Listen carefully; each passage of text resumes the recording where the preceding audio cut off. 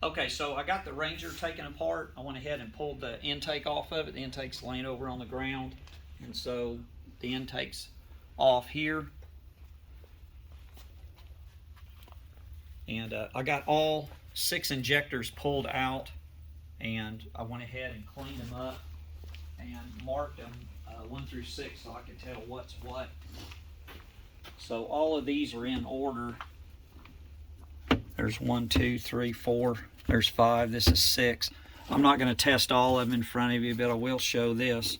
So, like if we go to injector number 1 and we measure the resistance, all of them should be about 12 ohms. So if you look at our scale, once it scales up, right at 12 ohms. So there's number 1. Let's do number 2, and let it scale up. There's our 12. Okay, now let's just 12, 12, 12. Let's get to number 6. So number 6, when we test it, nothing.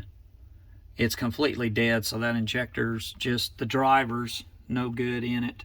So I'll take it to school and compare to the ones that I have and see if I've got something. I think I have some out of a 5.0 Mustang.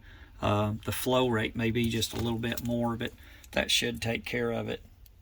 Thank you.